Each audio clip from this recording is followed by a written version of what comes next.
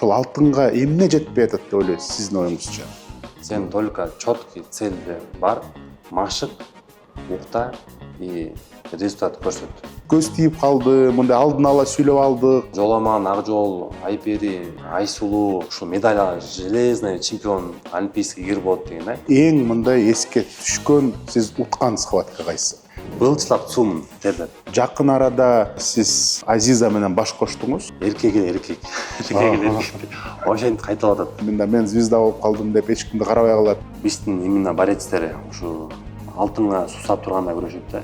Мен бесим чоң болгонуна байланыштуу мен жалаң чоңдор менен күрөшчүмүн. Канча киши жаман көрдүм, бир адам мени жаман көрбөйт депчи. Ошо Бенджамин Франклин мени жаман көрбөйт депчи. Анткени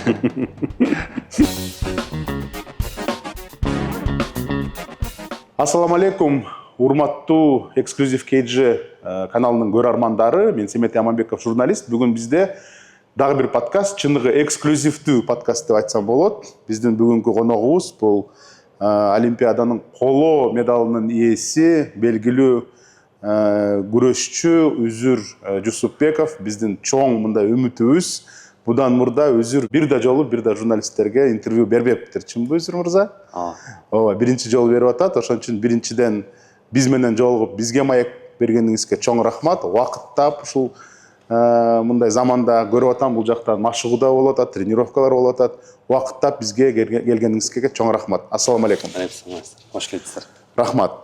Үзүр мырза, эми алгачкы суроо, сиз Кара Бура районунун Кызыл Адыр айылында төрөлгөнсүз, Таласта төрөлүп өстүңүз. Анан негизи кыргыздарда ушундай бар эмес беле? Таластык болсо эле борец деген мындай кандайдыр бир сөзү бар го, таластыктын баары борец деп. Бирок так суроо кылсак, ушул күрөшкө кантип келдиңиз? Ким сизди алып келди? Же өзүңүз эле өзүңүз каалооңуз менен эле бардыңызбы?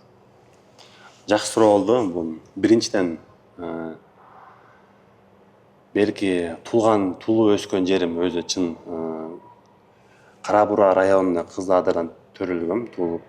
Андан кийин бирок мен өсүп чоңойгон жерим Талас районунун Жонарк айылында болгон. Анткени мен өзүм ата тегим Жонарктан. Анан ошо негизи менин чоң атам өзү спортчу болчу, мастер спорт СССР болчу, грек-рим күрөшү боюнча. Тайкелерим да күрөшчү. Мисалы белгилүү азыр Изабеков, Чынарбек, Нурбек, чоң апам жакта чоң тайкелерим. Ойлойм бул ген деп дагы, еще бир түрткү болуп дагы мен Жонаркта окуп жүргөн кезде бир 6-5 класстарымда мен дос балдарым ушул күрөшкө чакырып калып, ошо дос балдарым аркылуу күрөшкө келдим. Ошентип кызыгуулар башталып, биринчи келгенде эле мен биринчи машыктыруучум Юашбаев Аязбек Намазбекович болчу. Талас шаарында жүзсүзда биз тренировка баштадык. Андан кийин Таласта тренировка машыгып жүрүп, агайым айтып баштады, Үзүр, сен спорт школага тапшырышың керек. Ошол жактан чоң илдерге жетесиң. Ошол жакка барсаң сенин жолуң ачылат, спортивный чөйрөңдө деп ошентип отуруп 8 класста келбей, мен 9 класста келдим.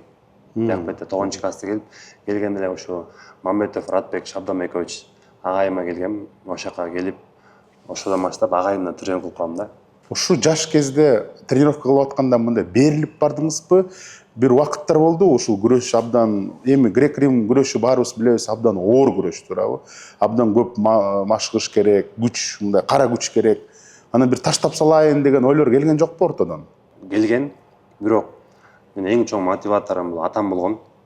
Анткени мен атам спорт школого кетиргизген жок болчу башында. Себеп дегенде спорт школа иштери мурда билгендей бир аз эмерек болуп каласың, сен лучше биякта эле калбайсыңбы деп мени кой бергизген жок болчу үйдөн.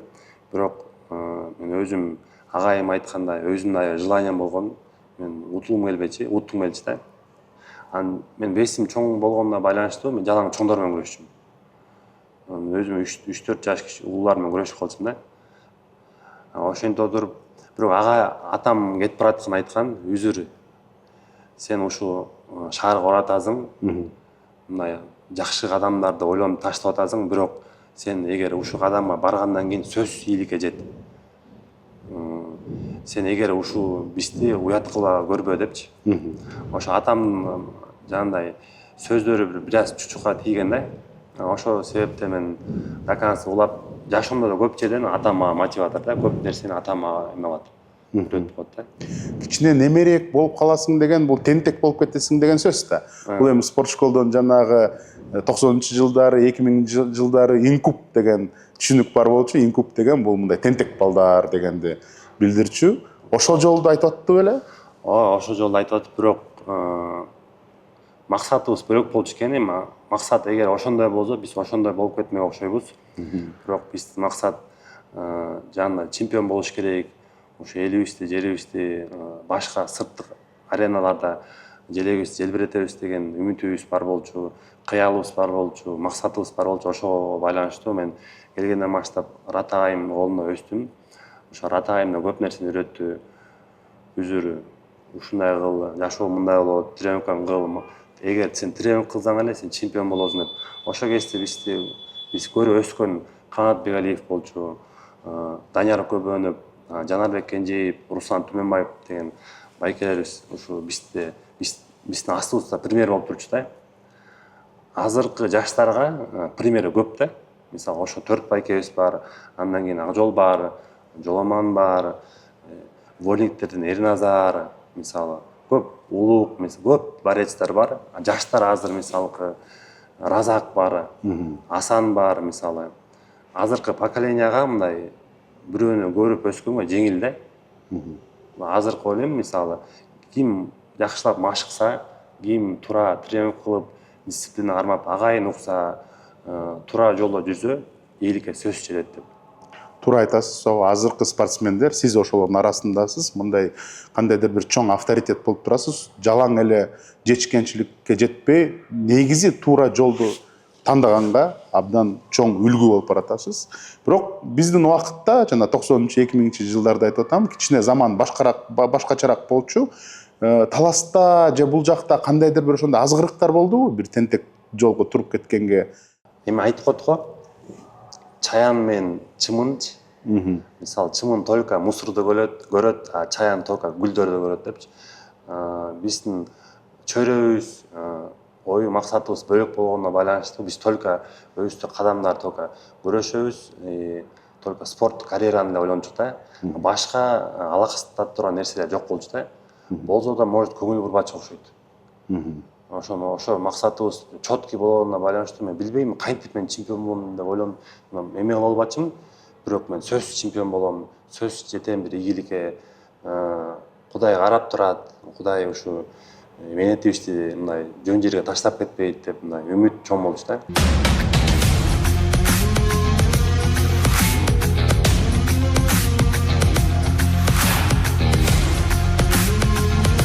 Ушул ар бир утуштун артынан, чемпиондуктун артынан чоң эмгек бар.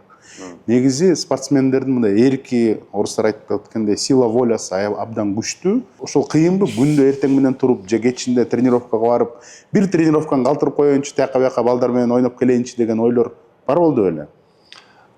Албетте болот, себеп дегенде жаш кезекте, именно жаш кезекте болот да. Анткени сен оюң четкий боло элек да. Ооба.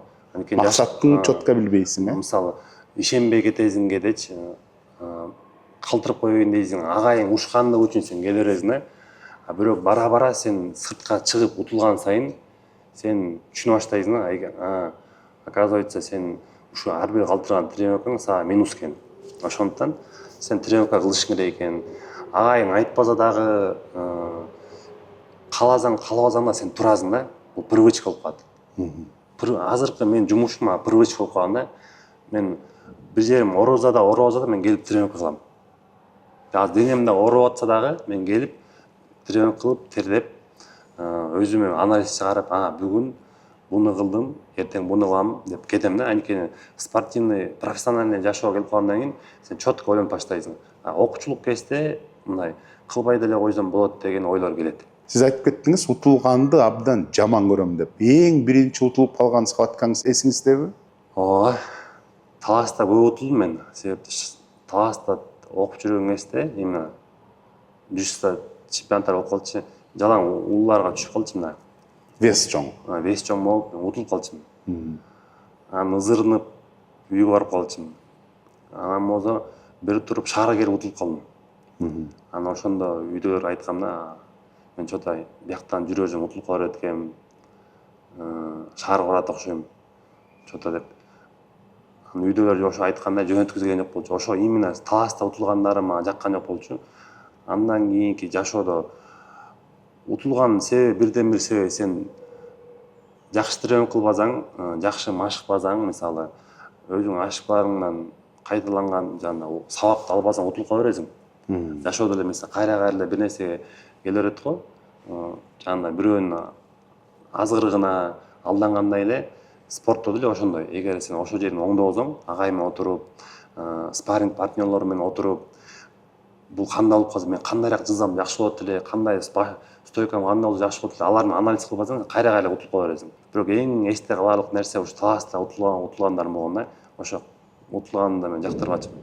Азыр эле жактырбайм да. Таласта конкуренция күчтүү окшойт. Таласта конкуренция азыр күчтүү. Жакшы, анткени бүт баардыгы азыр сиз билгендей эле бүт анткени спорт бул мода болуп калбадыбы? Ооба. Соц тармактарда дагы спорт бата эме болот, просмотру көп болот. Вроде бөлөк нерсени чыгарсаң анча болбойт, бирок именно спорттуку бат болот да. Ошондон көбү элдин басымдыгы бүт баардыгы спортту машыкканды үйрөнүп баштады. Оказывается, спорт машыкса для себя да жакшы экен, өзүм жеңил жүрөт экенмин, серик жашоо экен деп. Мисалы биздин азыркы Садыр Нуркожоевич деле, президентибиз, өлкө башчыбыз деле футбол ойноп жүрөт. Бул түстөн түз, бул эме агитация, бул эме пропаганда, анткени спорт бул ден соолуктун булагы деп. Профессиональный спортсмен болбосоң дагы жөн гана чурка, растяжка, эме физкультура кыл, фитнеске бар деп ошо чакырып атат да. Эми эң мындай эске түшкөн сиз уткан схватка кайсы?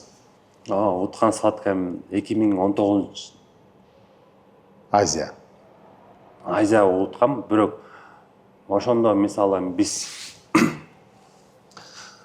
мен ошондо 23 жашта болчумун. Ошон тарыхта мен өзүм берки биринчи кыргызмын, өзүм весовой категориямда 97 уткан. Буга чейин биз эгемендиктен баштап эч ким утулуп болчу.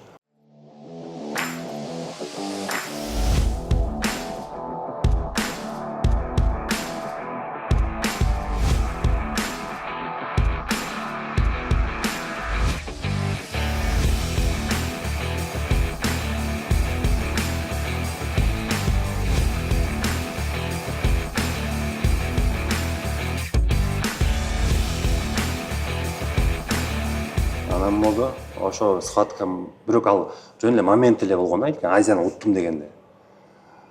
Ошо кезде завхат финал мен ирандык балбан менен көрөшүп атам. Ал деле бир Азияны бир нече жолу уткан, азиатскийди уткан призер мир, ушу күчтүү иранец болчу. Мен казак балбан менен көрөшүп чыгып тур эле ти раздевалкага баратсам эле үзүр азыр 1-2 саатка кайра даярданып атат агайымчы. Мен чарчап калдым, баратсам эле трикоң чечпей эле ушу трикоң менен чыгат экен, кызыл трикоң менен. Анан кайра эле ошо жатыптым, үзүр кетип деле чакырып алды агай. Былчылап суумун тердеп. Чыгып баратам, анан болсо Азат агайым, биздики экс деп коет го, мурда главный тренер болчу, Азат Эркинбаев деген. Ошо агайыбыз үзүр кайра чык деп чакырып калды. Барат, чыгып баратам, иранец биринчи схватка да. Свежий. Анткени биринчисин болсо мындай жөн эле ут койлу, минутага жетпей эле. Анан болсо мен менен чыгып атат. Мен былчылап тердеп чыктым. Анан көрөшүп аткан напряженный схватка болот. Мен 2-0 утулуп атам. Минута калды. 54 секунд калды.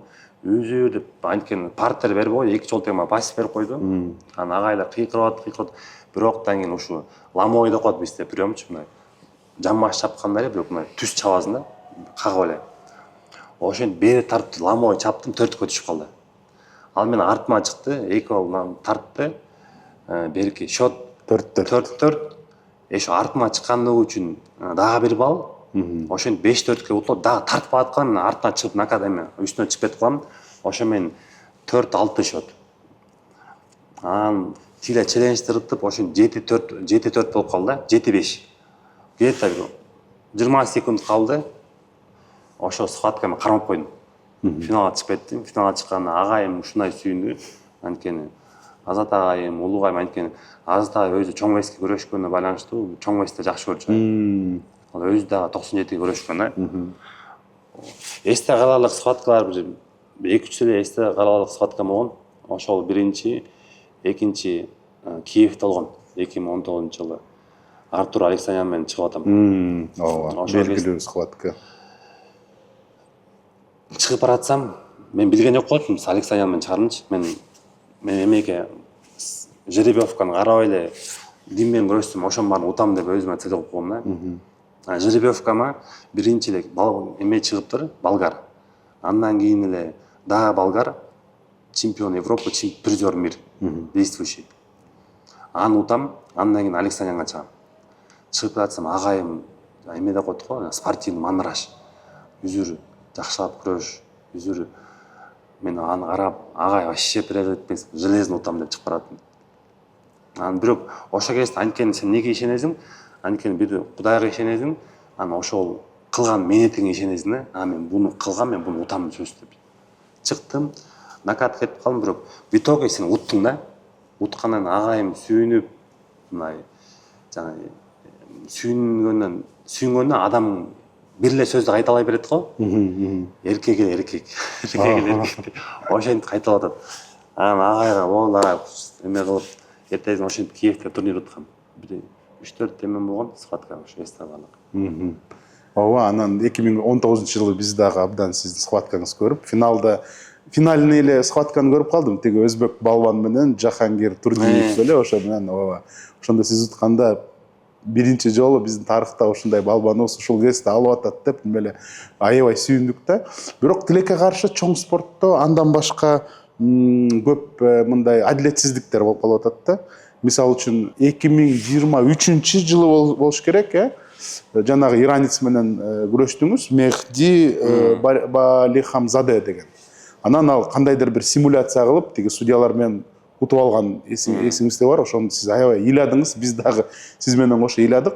Ушундай адилетсиздиктерди көп эле көрүп калдыңызбы соревнованияларда?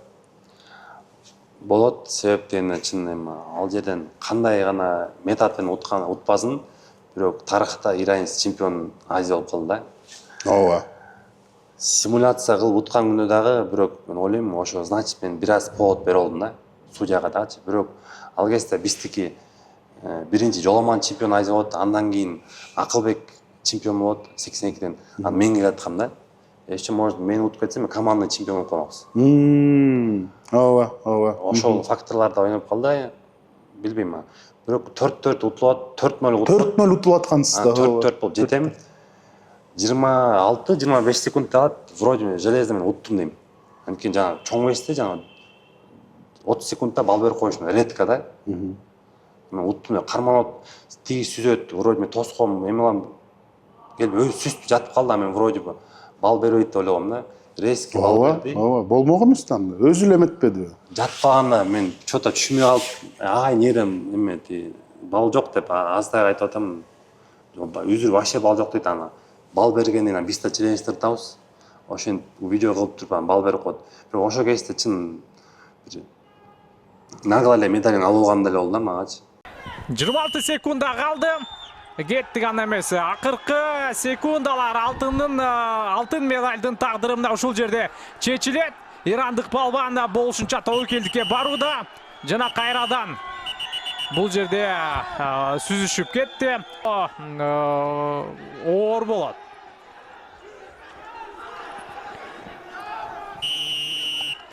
Байлихамзаде ошентип жеңүүчү болду. Көрөрмандар дагы нааразы.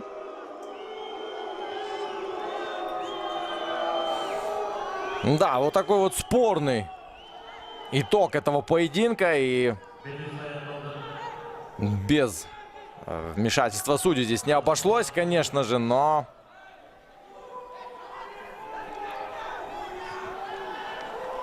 ичим аябай ачыккан ошондо. Өзүм чын айтканда чоң аябай ыздырынып ыйлап аерден эме болбойсуң да. Казак балдар келипти, волонтерлор. Болду, Бабурага эме болду. Сабыр кыл деп. Сабыр кылыңыз, сиз уттуңуз деп жанагындай. ошентип биз эме болуп кеткенбиз. Залга кирсем бүт баары казак, кыргыздар баары кол чаап, бауырым сен чемпион болдуң, бери атлетик болуп кал деп.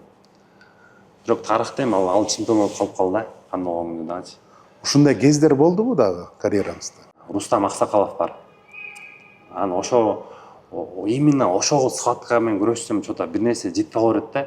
Либо мындай спортивный эме деп коет. Уваженияга көрө өзүңдү, анткени улуурак да. Ал болсо мисалы жана жакшы көргөн кишилериң менен катуу сүйлөй албайсың, катуу боло албайсың да. Аны именно лицензионный азияда мен мисалы эки группага түшсө да мен железно өзүмө ойлонгом. Мисалы билесиң да кандай күрөшөт. Мен железно лицензия алам дегем да.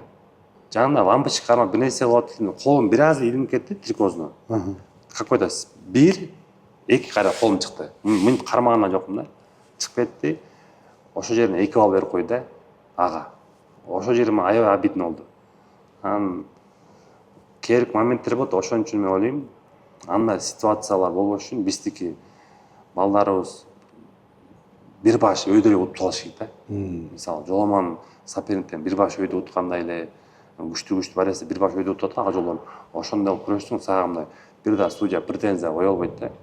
Такыр шанс бербеш керек экен да. Анткени ичиң ачышпайт, анткени кээде ошо моментте ачышат, бирок ачышып жүрө берсе сен күрөшө албай каласың. Ошо кезде жөн эле кой бериш керек. Значит мен утулдум. Бул болсо эч ким эчтеке болгон жок. Бул как анализ кылыш керек.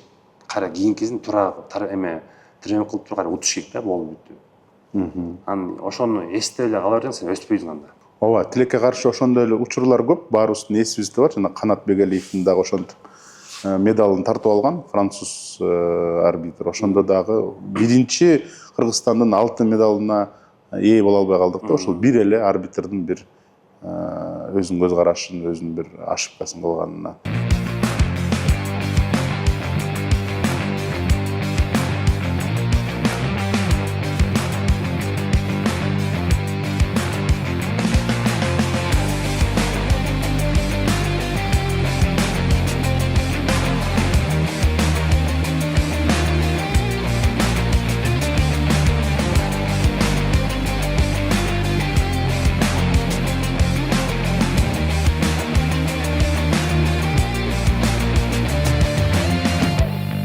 Азыркы заманбап спортто дагы ар кандай мындай туура эмес нерселер бар. Силерде андай жок болгон беле? Мисалы үчүн бир схватканы утулуп кой, акча берем, же машина берем, же бирдеме берем, бул жакта мен күрөшчүмдү өткөзүп кой деген предложениялар түшкөн жок беле?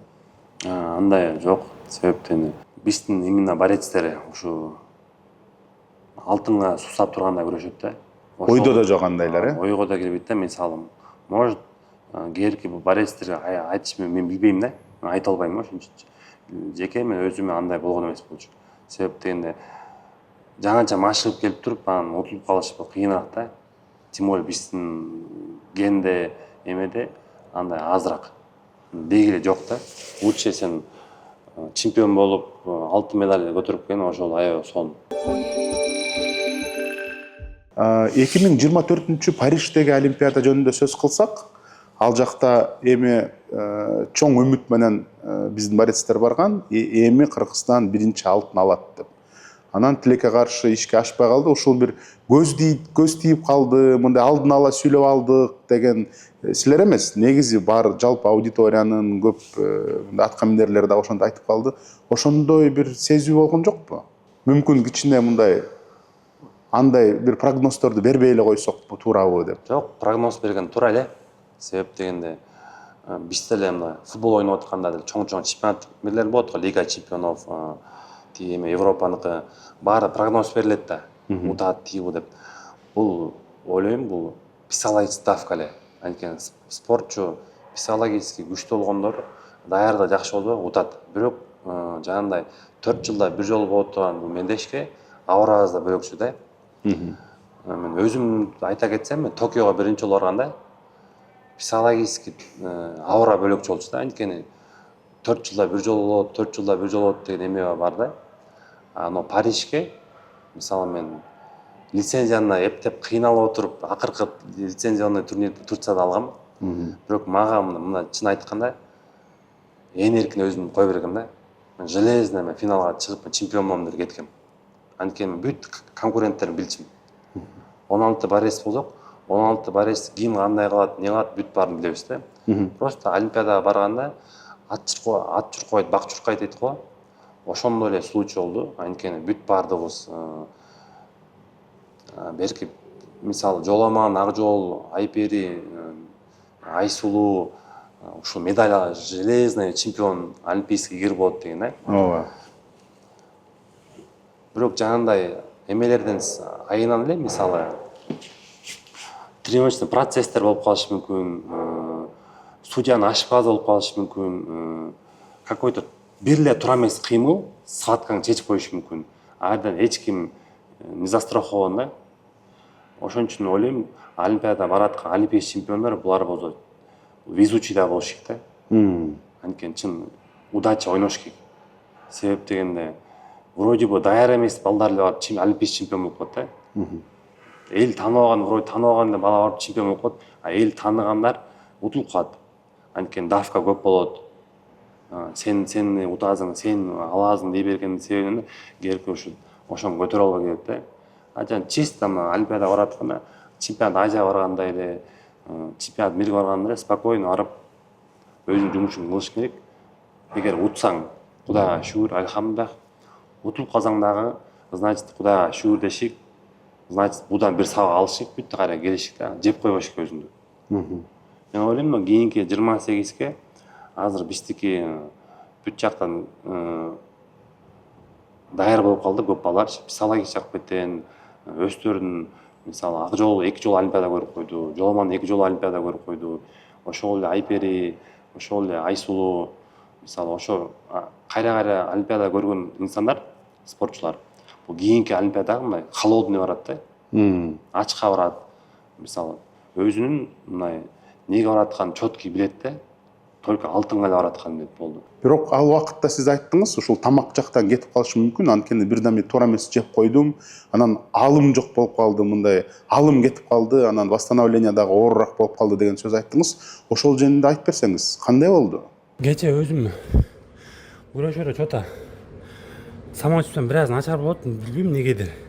Же туура эмес тамактан алдымбы, же тамагы бир аз жакпай калдыбы. Алысыраап күрөшүп аттым да. Вроде баардыгы жакшы болчу. Тамак аш жегенибиз кеде болуп калат өзүңөнчү. Анткени билбейбиз кандай не себептен, мисалы жөнөкөй адам деле өзүнүн ушу шаарда жүрүп деле кээде ичи кармап калат, температура болуп калышы мүмкүн. Алга четкий не застрахован дейсиң да. Ошо кезде мен өзүмдүн кандай ситуациямды ошо айткам да. Ошо бир аз алым кетип калды депчи. Бирок бүт жагынан даяр барсаң, ойлойм мен бүт эле спортсмен ал жакка даяр болуп барат да. Ошол жерден ким жагандай буйруган болсо ошо чемпион болот. Мен мисалы азыр ошо тамак тууралуу мен тамакка шылтабайм да, анткени значит мен өзүм үчүн айтып аткам да. Значит мен бир аз туура эмес өзүм бир нерсе кылып алдым. Ошодон анткени сен сурайт да бирөө деле. Неге утуп калдың? Эмне болду десең, билбейм дегеним жооп эмес да. Мисалы ооруп калсаң, неге десем айтасың го, мисалы чота мен шамалдап калдым. Эмне болуп шамалдап калдым? Ушундай сыяктуу. Меники ушул бир аз тамактан кетти окшойт меники. А так меники ошо кезде Кудайга шүгүр, өзүм весовой категорияма, агайлар да сүйүндү, өзүм да ыраазы болдум. Бирок дагы жакшылап машыксак, алтын алабыз да иншалла. Буйруса. Анан бирок олимпиаданы жакшы баштадыңыз. Жанагы Литвадан келген борецти 5-1 менен утуп, анан иранец Мухаммед Серавиге 8-0 утулуп калып, ошондо сиздин сөзүңүз эсимде бар. Тактика, стратегия жактан утулуп баратабыз, туура эмес бир разбор кылып койдукпу, ошону азыр оңдойбуз деген сөз болду. Ошондо ошол иранецти туура эмес изилдеп алдыңарбы же кандай? Берки тактика кандай десек, себептен биз кыргыздарда чоң вестер аз да, сөзүнүн ачыгы. Кичинекей весте конкуренция көп. Сарабиймен мен мурда да кездешкем, мурда да ушундай сыяктуу утулуп калгам да. Ооба. мен көбүнчө ал жак бетке накаттан кетип калам да. Буга туура эме подход кылып даярданса любой борец утса болот. Мен будан да күчтүүлөрдү эле уткам да. Ошол себептен кийинки олимпиада деген ойлонгонум ушу агайлар менен да бир кеңешип туруп, кандай да тактически будан да жакшыраак даярданса, бул олимпиада менен биздин эмебиз бүтүп калбайт да. Чемпионат мир келе атат астана, азыр балдарыбыз чемпионат Азияга даярданып атат. Ушундай нерсе мелдештире кайра эле бир жолугабыз да. Ошол жак беттен биз именно тактически эле даярданып тура алсак, биз кайра эле утабыз. Бирок айттыңыз го азыр ар бир борецти билгем, чоң вестеги ар бир конкурентти билгем, ушу Серавин дагы Сарави жазаган ыкманы биздин кыргыздын чоң весте жаза албайт да. накатта айтып атасызбы? Ошого именно ошого отуруш керек да. Күнүгө именно тренировочный процессте күнүгө отуруп жүрсөң, ошого келип калат. Именно мен ошол жак бет өзүм катам деп ойлойм. Себептен ошол бүт баарын изилдеп билип, именно ошол жак бетте мен бир аз көбүрөөк иштеп алгам да. Эгер жакшы иштесем, исход борьбы бөлөкчө болмок. Демек абдан күчтүү спарринг партнер керек экен да. Барбы спарринг партнерубуз? Азыркы жаштар өзүп атат биздин артыбыздан. Сиздин весте? Ооба, биздин весте өзүп атат. Ошол борецтерге мен да именно айтабыз да. Эрте таштап койбогула. Анткени спорттун эмеси менен эрте таштап койгон киши бул чыдал болот да спорттон. Мисалы, элестеңиз, күнүгө 2 мал тренинг кыласың, барасың, уктайсың, языласың, кайра тренинг кыласың, көбү чыда албайт. Ошондой эле чоң весттер бир аз ошо бизде аз болгону байланыштуу азыр биздик көбөйүп баштады. Анткени бизди көрүп, ошондой эле башка борецтерди көрүп, оказывается, чыкса болот турбайбы, илинсе болот турбайбы, алар да көп маша баштады. Азыр мен весовой категориямда балдар көбөй баштады, жаш балдар. Мен ошолорду көрүп, жакшы экен, значит, менден кийинки муундар дагы жакшы келатпы деп мен да мына ичиңен жыл сүйүнөсүң да. Бул жерде мындай спортивный кызгануу болбош керек да. Сен эле болуп, сенден кийинки муун болбой калган бул туура эмес деп ойлойм. Анткени сенин да дооруң бар какой-то убакыт. Сенден кийинки жаш муундар да келип, сенден да жакшы результат берсе, же сенден эмес мына сенин ылдый бербегенин каалайсың да. Жакшы берсе сүйүнөсүң да. Значит, спорт өнүгүп атыптыр. Мен да какой-то салым кошуп кеттим деп. Негизи ушул күрөшчүлөрдүн чөйрөсүндө ушундай көрө албастык, конкуренция деген эмелер барбы? Ошондойлор барбы? Вообще такыр жок деп коебуз. Анткени биздин агайлар айтчу да, жигиттер команда ынтымактуу болсо, ошондо ийгилик келет деп. Ынтымактуу болбогон командада ийгилик келбейт да. Ошон үчүн биз постоянно агайларыбыз ынтымактуу болгула, чогуу жүрүлө, бири-бириңерге жардам бериле дечи. Бири-бириңерге түрткү берген абдан туура. Ооба. Себептен конкуренция болосуң. Бул ковёрдун ичинен да. Ооба. Бирок сырттан чыккандан кийин ал мен уткон деп эле кайра эле достошуп жүрөт да көп балдар. Анан коло медаль алгандан кийин сиз айттыңыз, эмки олимпиадада сөзсүз алтын алабыз. Ошого кандай сиздин машыгуу процессине жаңылыктар кирет? Жаңы ыкмалар болобу, же эмнесин өзгөртөсүңөр? Ушул алтынга жетиш үчүн. Азыр биздики тренер штабты алмашпадыбы? Сборныйдын главный тренерлери. Ойлойм, мындан кийин да азыркы агайлардын работасы ойлойм жакшы болот депчи.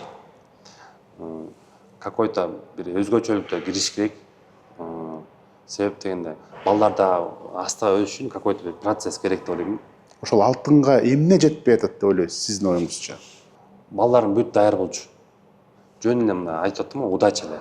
99% баары бар болчу, 1% удача жетпей калды. Анткени чын ошол ак жолдун тренировкасын көргөм, машыканын көргөм, жоомандыкын көргөм, амантурдукун көргөм. Мисалы, биз агайлардын бүт баары полный максимум кылды. Бүт жана медицинский штабтагы, тренерский штаб, мисалы, биздин госкомитет бүт баарын условияларын баарын түзүп берди бизге. Бул жерден только биз күрөшүш керек болчу. Мисалы, Жоламан жана Фумито утуп калат деп биз ойлонгон эмес болчу. Ак жол жана Казак утуп калат деп биз ойлонгон эмес болчу. Айсулуу травма болуп калдым айтпадыбы? Мен действительно травма болуп көргөндөн кийин мен ошо Айсулуу 3 болгондон көрүп алып, аябай баа бердим. Жанагындай буту мен бул жөн эле 3кө кирди да. Эгер буту жакшы болсо, бул финалист болмок, может, ким билмек, олимпийский чемпион болмок. Бизде бүт баары эле сонун болчу, бир эле удача. Дагы ойлойм, кийинки олимпиадада ушундай эле темп менен тренингге берсек, баардыгы максаты олимпийский медаль болсо, кийинкисине сөзсүз бир болуш керек да олимпийский медаль. Берден дагы бир нерсени ойлоп таап деле кереги жок. Анткени бизге бүт условияны түзүп берип койду. Машык кыла, жаткыла, болуп бүттү. Бүт баарын даярдап берген да бизгечи. Эми травма ар бир спортсмендин мындай эң жакын жүргөн спутниги деп коет, ооба. Сизде ушул кандайдыр бир оор жаракаттар болду беле? Грыжа болот. Грыжа борецтердин любой спортсмендин дозу болуп калган да. Ооба. Грыжа постоянно. Сколиоз, грыжа. Голеностопуң кайрылып калат, колуң кайрылып калат. Бунун баардыгы эми рабочий процесстеги эле эме да, буларсыз сен жүрө албайсың да, болуп турат. Бирок ошол кезде любой эле борец прям травмасыз эме соревнованияга катыша албайт да. Биз кабыргасын оорутуп алат, же бир колун оорутуп алат, же бутун оорутуп алат, бирок именно күрөшүп аткан анын баарын унутуп коесуң да, анткени кан ысып күрөш баштаган анан унутуп коесуң. Көп эле травмалар болот, бирок Мындай травмалар болгон жок беле? Карьерам азыр бүтөт ушу менен деген. жок. Кудай сактады. Кудай сактасын. Мындай болгон эмес. Условиялар жөнүндө айтып кеттиңиз. Чын эле акыркы убакытта биздин мамлекетибиз абдан көп спортко көп көңүл буруп жатат. Мына могу залды да карап жыргап атам. Негизи ушул спорт школду көрүп жыргап атам. Мен бул жакта күрөшүп жүргөндө такыр башка условия болчу да. Мындай абдан условиясы жок, суу тамчылаган, залдардын баары эптеп-септеп, мына маттардын баары айрылган. Азыр буйруса жакшы ремонт кылыптыр, жакшы залдарды куруп атат. Бирок сиз Парижден айтып калдыңыз, бизде тилекке каршы психологдор жок, диетологдор жок. Биздин агайлар ушул и психолог, и диетолог болуп берди депчи. Ошол анан витаминдер кымбат, мен билем, дарылар кымбат. Ошол убакытта азыр эми мамлекеттин жардамы жетишип атабы сиздерге? Же башка бир демөөрчүлөр, бирөөлөр жардам берип атабы? Албетте, азыркы маала туура айтып кеттиңиз. Мисалы, интернаттын салым кошуп аткан мисалы директорубуз Айбек Айтбекович деген директор бар, мүдүрү. Ошол дагы аябай жакшы салым кошуп атат. Залдарды ремонт кылдырып, жандай бул залды бир аз эми тиякта качка залды кылды, ковровый залды кылды, сыртта жанда берким футбольный поляны ремонт кылышты, дагы жатаканалар кылып. Мамлекет тарабынан колдоолор жакшы болуп атат. Жылдан жылга өсүп атат. Бул абдан спортко да аябай чоң салым кошулуп атат. Жана баса белгилеп айткандай, спорт мода болуп калган да. Именно жана сурооңуз боюнча бүт азыркы маалда шарттар жакшы каралып атат. Мисалы, жаман деп айта албайсыз да. Сен только четкий целде бар, машык, укта и результат көрсөт. И ошо критика кылган киши өспүйт. Мисалы, мен болсо даже ушул жерде тренировка кылып эле биз чыгып атат, ушул жерде Акжол кылат. Ушул жерде жаңа Разак кылат, Асан кылат. Алар мына жалып кыла албайт да. Кудайга шүгүр эт, тамагын жейт, тренировка кылып берет. А эгер биз условияны издеп жүрө берсек, цель чемпиондук болбосо, анда биз условиянын ичинде эле калып кала беребиз да. Шылтап. Аны болсо биз спортсмендер аны ойлонбошубуз керек да. Бизге кылып берүүчү ошол эле дары дармекчи метайымдар бар, медицинский штаб бар, ошолор кылып берет. Тренинг штаб ошол именно алга не тиешен нерсе бар, функциялар ошолор кылып берет. Биздин максат тренировкабызды кылыш керек, убагына жатып эзе алыш керек, и четкий соревнования выступать этиш керек. Ошону бизди таптаган ошо тренерский штаб эле. Биз энергиябызды жак бетке, бияк бетке кетирсек, биз анда ким күрөшөт анда? Ооба. Биздин максатыбыз только күрөш керек. Сиз айткан туура айтып атасыз. Эгер дагы условия кылынып атат, дагы кылып берсе, ойлойм, спортчулар дагы чоң результаттар берет. Жардам берген кишилер барбы эми? Албетте, себептен бүт баардыгын, проживание, питание бүт баардыгын мисалы госагентство, ЦОП бүт мамлекет тараптан каралат бизге. Ошондой эле демөөрчүлөрүбүз да бар. Федерация тараптары демөөрчүлөр келет. Алар жак беттен да колдоолору бар.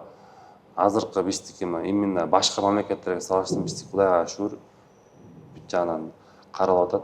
Таластагы именно борецтердин именно Талас областына ылайыктуу Алтын альянс компания бар. Ошо дагы именно демөөрчүлүк жаппайт бизге таластык барестерге колдоо көрсөтүп жатат. Ошолорго чоң рахмат, ошо жамаатына рахмат. Витамин азат жактан, форма жакпеттен кандай гана мисалы биз после Олимпиададан кийин келгенде дагы демөөрчүлүк кылып жардам бердим. Балдарга жанагындай берки Азиядан келгенден кийин таластык барестерге полный демөөрчү болуп берип атат. Азыр дагы мисалы жакында эле таласка барып келдик. Ал жак бетте мисалы U15, U17 деген Талас областынын өзүнүн чемпионатын өткөздү, вольный греко-римский. Алтын альянс бул жер үй да? Жери. Булар жалаң эле таластык балдарга эмес, мен көргөн жерде Мунарбекке, Айсулууга, Акжолго, по-моему, бардык эмелерге жардам берип аткан. Олимпиададан кийин ошол Ооба. келгенден кийин олимпийский призердин баардыгына альянс өзү колдоо көрсөттү. Еще дагы берки ичиндеги мисалы башка вид спорттууларда да альянс компаниясы көп колдоо көрсөтөт. Ойлойм бүгүнкү күндө альянс компания биринчи номерде турат да Кыргызстан боюнча.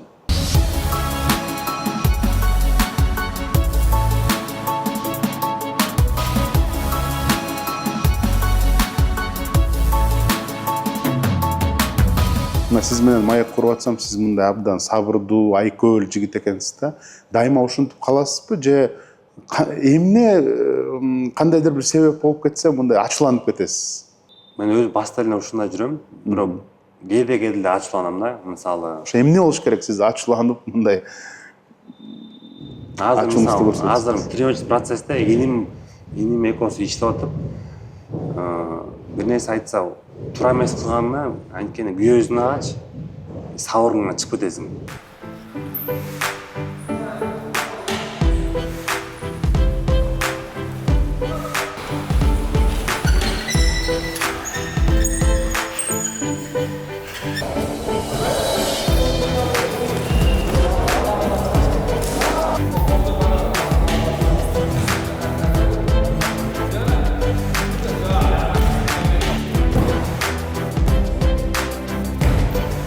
Чоңойгон сайын, опталган сайын сен түшүнөсүң, ачууланган сага эле минус. Анткени ачууланганын ал зыяны сага эле тиет да. Анткени туура эмес сүйлөп койсоң, ойлойсуң жакшы сүйлөдүм деп. Бирок убакыт өткөндөн кийин кайра эле кейисиң да.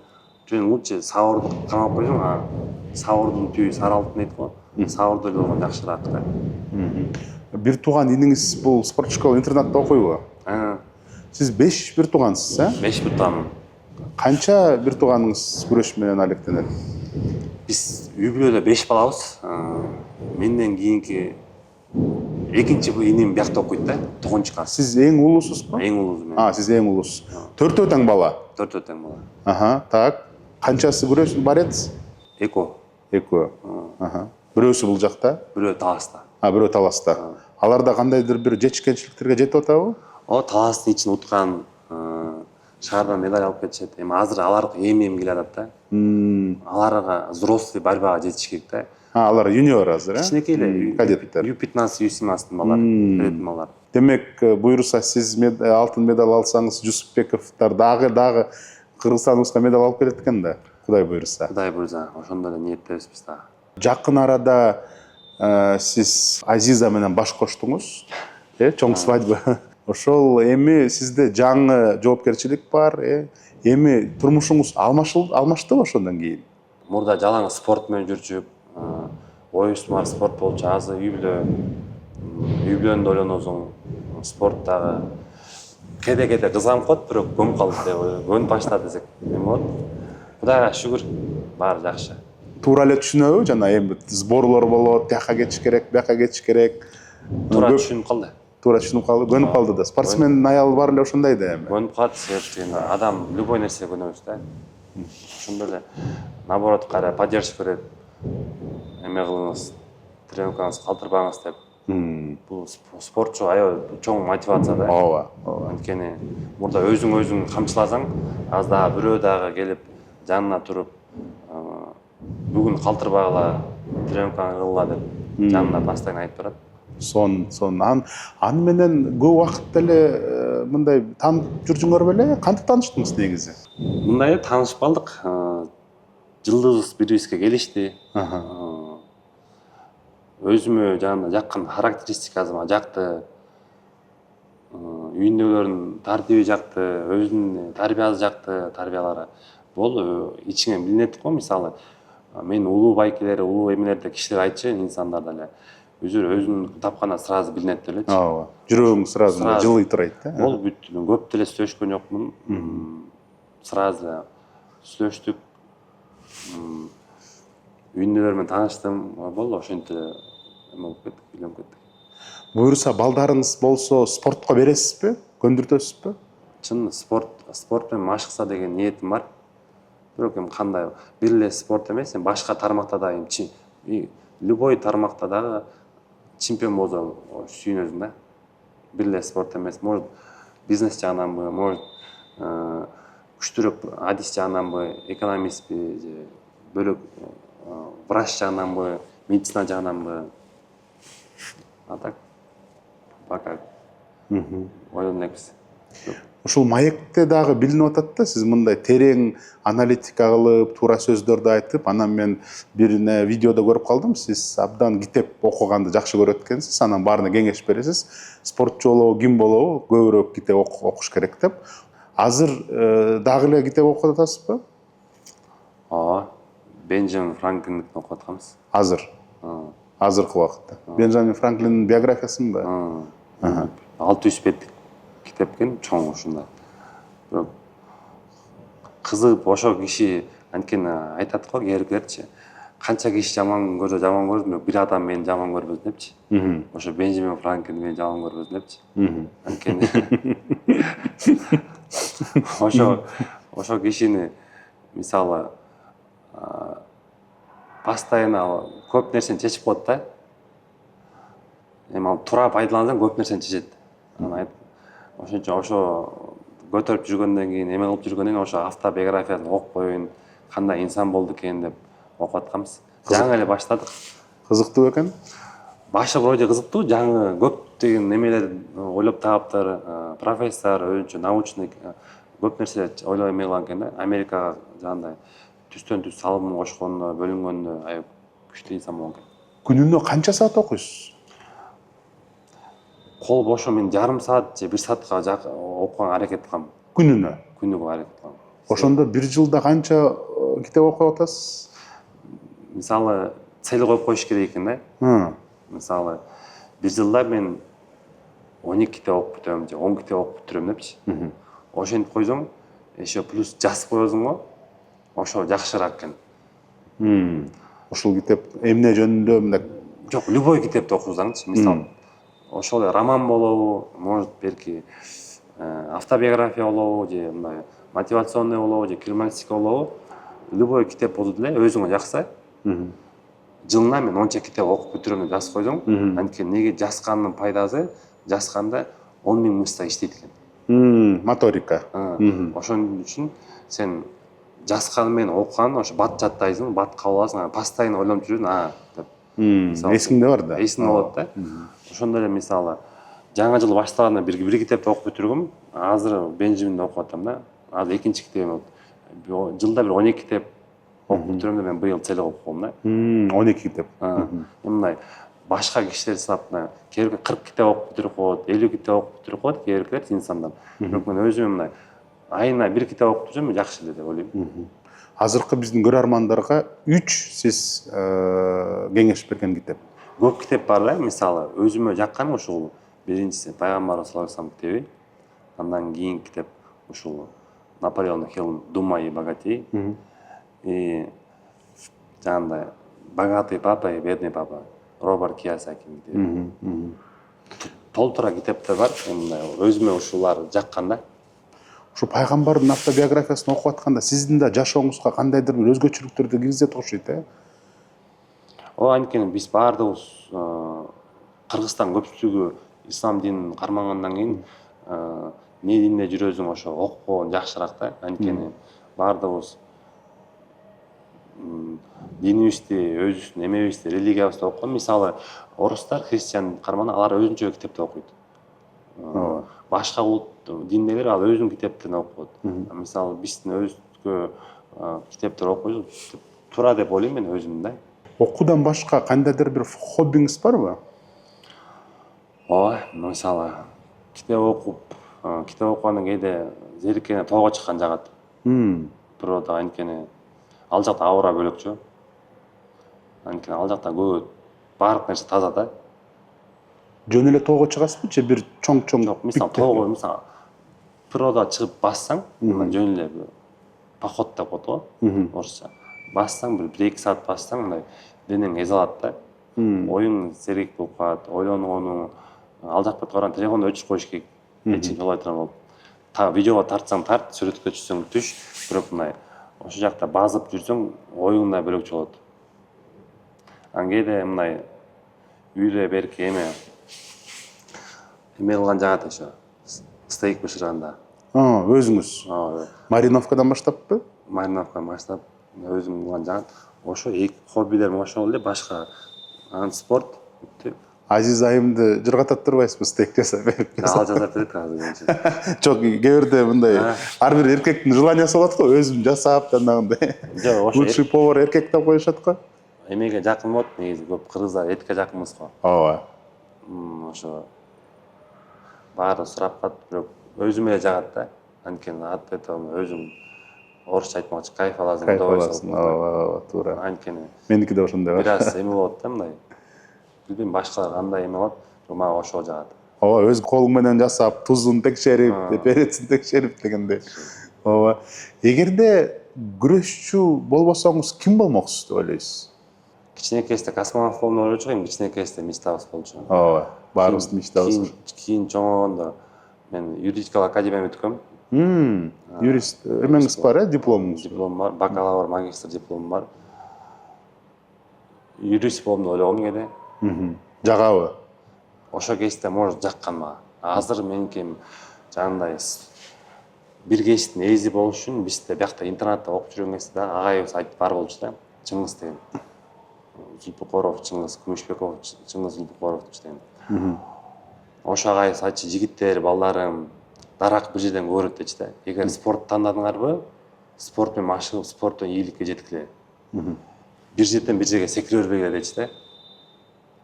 Ушундай эле мисалы ошо кезде именно окуп аткан кезде болгум келген, бирок когда четкий цель болгондо мен только спорт дегим да. И спорт агайым айткандай дарак бир жерден көрөт деген, ошо мага принциптен сакталып калган да. Эгер спорт тандадым, до конца ошо жакта спорттун баардык ийгилик ошо жакта жет. Болбой калганда бүт жагынан айланып көрдүм, биягынан айланып көрдүм, тиягынан айланып көрдүм. Бүт жагынан таптык кылып көргөндөн эгер такыр болбосо, анда ташта. Эгер сен бир эле тешик менен эме кылып артка чегинип кетсең, сен анда максатыңды четкий койгон эмессиң да. Ошон үчүн четкий койдум, бүт жагынан көрүш керек. Биягынан, жагынан гибкий болуп, жана настырный болуп. Ошон үчүн мен ойлойм, любой киши четкий цель болгондон бир кечтин эзи болуш керек. Хобби катары азыркыда тоого чыгып, эме кылып жүрө бересиң да. А так мен азыркы четкий максатым спорт болгон. Мурда может эме кезде юрист болгум келчү, космонавт болгум келчү. Эгерде борец болбой калсаңыз, анда мүмкүн күчтүү юрист болуп калмаксыз, туурабы? Эң күчтүү Кыргызстандагы жана дүйнөлүк эң күчтүү күрөшчүлөр сиздин оюңузча? Мага жаккан эң биринчи ушу азыр бүт баары билгенде Кубинец Лопес бар, 5 жолу олимпиада. Однозначно эң спорт жашоодо именно борецтердин эмесине пятикратный болгон, 5 жолу олимпиада. Кыргызстандан эми атын айташ кыйын, мисалы бизден кийинки жана старая школа деп койбойбу да. Старая школадан мисалы Ратбек Санатбаев, Канатбек, ушу азыркы байкес Канат Бегалиев, Данияр Көбөнов. Мисалы мен биринчи жагандай X2 деген Nokia X2 болчу. Ошо кезде көргөндө мен Данияр Көбөновдун видеосун көргөм да көрөп. Канат Бегалиевдин, Жанарбек Кенжеевдин, Түмөнбаевдин ошо видеолорун көрүп көрчүмүн. Бирок мага Канат Бегалиев именно билбейм, ошо телефонду жалаң Данияр Көбөнов бар болчу да. Ошону көп көрүп калгам. Азыркы именно эмелерде сөзсүз мисалы Акжол Махмудов, Жоломан Шаршамбеков, ушулар. Азыркы андан кийинки будущийлерде Разак келатат. Асан биринчи чемпион Азии. Асан келе атат, Жанашев, ушулар. А мировойлордон Лопестен тышкары Мировойлордон тышкары мисалы мага Буайсар Тайтиев чыгат, вольный борьбадан. легенда. Ал мисалы мага анын сүйлөгөнү, анын ойлонгону, анын мисалы жашоого көз карашы ал бөлөкчө, ал профессор, пикирлери. философ да.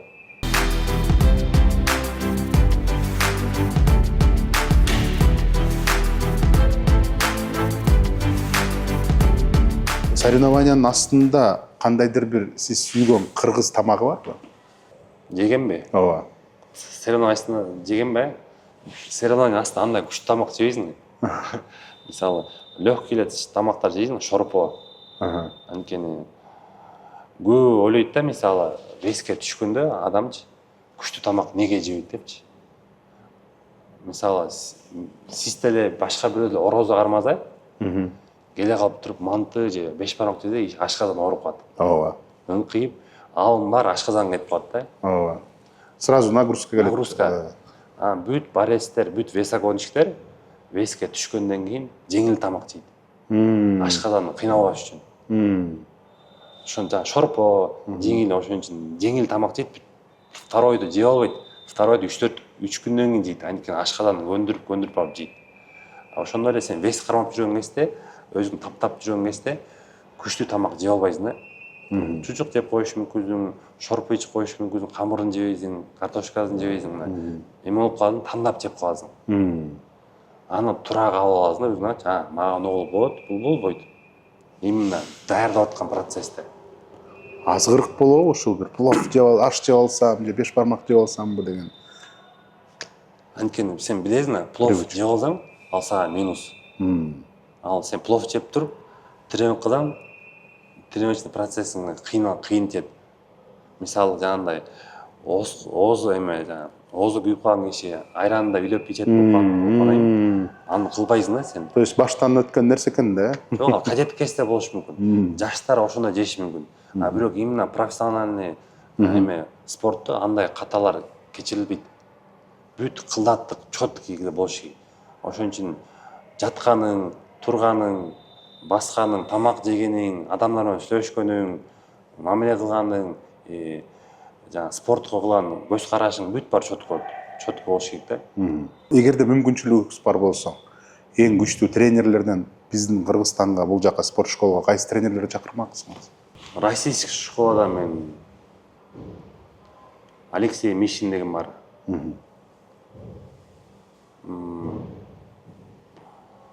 Иранский школада бар. Көп тренерлер бар, бирок аз баарын атын атап да эме болгум келбейт, бирок бир-эки тренер ошону көрмөкмүн мен Алексей Мишинди. Мисалы үчүн Өзбекстандын курама командасы бокс боюнча өзүнө 4 кубинский тренер чакырыптыр. Кубан бокс мектеби күчтүү да аябай. Анын өзүнүн ыкмаларын көрсөтүп, машыгын көрсөтүп, бизге ушундай жетишеби же жетишпейби деп ойлойсуз? Керекпи ошондой бизге бир Опыт ретинде, мисалы, бир сборго келип өзү мастер-класс көрсөтүп, жүрүп койсо болот деп ойлойм. Анткени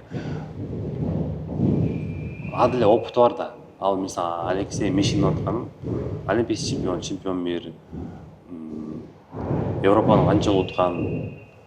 Ошондой эле мисалы Европада бар мисалы күчтүү боецтер. Ошолор тренер катары мисалы как жөнүнө келип мастер-класс катары балдарга үйрөтүп кетсе, эсептейм да. Болот деп. Грузияныкы бар. Мисалы мен жакшы күрөшкөн, партерге жакшы турган. Азыркы биздин тренерлер да выездке чыгып, алар да күчтүү болуп калды. Анткени алар да барган сайын аларды көрүп, опыт алып, мындай кылыш керек экен, тигине кылыш керек экен, окуучуларыбызды мындай кылыш керек экен, мындай даярдаш керек экен. Биздин агайлар да ошондой деңгээлде күчтүү болуп калды. Сөзсүз тренер багажы олимпийский чемпион бир болуш керек деген жери жок да. Бул жерде саяпкер өзү күчтүү болсо, окуучунун ошондой кылып даярдап коет. Анткени неге күчтүү тренерлер күчтүү болуп калган? Алар күчтүү спортсмендер тренер боло албайт да. Эмнеге? Анткени күчтүү спортсмен, мен жеке оюм да, күчтүү спортсмендер анткени жашоосундагы же ийгиликтерге жеткен да. Жеткенин ал чарчап калат, бирөө көрөткөн чарчап калат да. Мисалы биздин азыркы Азат агайыбыз, Улук агайлар бул арман спорт чөйрөдө армандары болгон тренерлер келген да, мисалы сусап келген, жана күйүп келгендер да, булар какой-то өздөрүнүн мечтасын бизден чыгарды да. Алар да кыялданган, чемпион мир болгусу келген, чемпион Азия болгусу келген, призер Олимпиада, может, канча деген турнир утуклары келген. Алар ошол мечтасын бизден чыгарды да. А күчтүү спортсмендер редко чыгарыш. Анткени алар өздөрү чарчап калат. Күйүп кетет да ичинен, уже перегорет. Алар анткени өздөрү кылган нагрузканы, может, азыркы балдар кыла албашы мүмкүн. Алар үйрөтүп атып жини келип кетиши мүмкүн. Бул агайлар болсо сабырдуу болот. Жинденде дагы кээ отуруп, акырындап түшүнүп отуруп, ошо алып келет да. Мисалы, менин сопернигим бар, Муса Ивлов деген. Россиялык. Белгилүү. Анткени Россияга бизди көп сбор алып барган агайларыбыз. Ошонун Давид Акопович деген тренери бар. Ал тренери катары орустар айтат да, андай эмес деп, күчтүү эмес деп. Но адамгерчилиги аябай жогору деп. Мусанын баскан, турган бүт баарын контролдойт. Тамагын келип көрөт, тигизин барып көрөт, жанында постоянно жүрөт. Мусага ал жөнүндө дем күч кубат берип, колун мындай салып, тигиндей кыл, мындай кыл, тигиндей кыл деп жанында эле жүрөт. Мусанын характерин полный окуп алган. Ошого мактайт, кээде урушуп коет, кайра мактайт, урушуп коет. Ал тренер эч ким эмес. Спортивный жашоодо андай ийгиликке жеткен эмес. Бирок ал Спортсмен катары. Бирок ал чемпион Европы, чемпион мир, олимпийский чемпион чыгарып койду. Личный тренер ал. Ошондой эле ал ойлойм, биздин биякта Кыргызстанда тренерлер да күчтүү. Сусап калды анткени алар да көрүп атат балдардын перспективасын. Азыр интернет деген бар. Мурда может интернет жок кезде бир аз алып келсе болмок болчу деп ойлойм. Азыр интернет бар. Любой тармакты ачсаң, ким кандай тренинг кылып атканын, ким эмне кылып атканын, окумуш акылмандар бар интернетте. Көрөсүң. Онлайн эле. Онлайн эле. Ойлойм, Ыкмаларың. биздин тренерлер күчтүү болуп калды бизде. Интернет жөнүндө сөз айтып кеттиңиз. Азыр дагы бир интернеттен күчтүү нерсе чыгып атат. Бул жасалма интеллект, искусственный интеллект. Анан ушуну сиз тренировкада, диетада, кандайдыр бир жаңы аналитика кылып атканда, мисалы үчүн жазып койсоң, азыр жазып койсо болот да искусственный интеллектке, мына сен дүйнөдөгү эң күчтүү тренерсиң, же аналитиксиң. Мына бул ирандык борецтин аналитика кылып көр деп жазып, ушундай колдонсо болобу деп кантип ойлоносуз? Өзүңүз колдонуп көрө элексизби?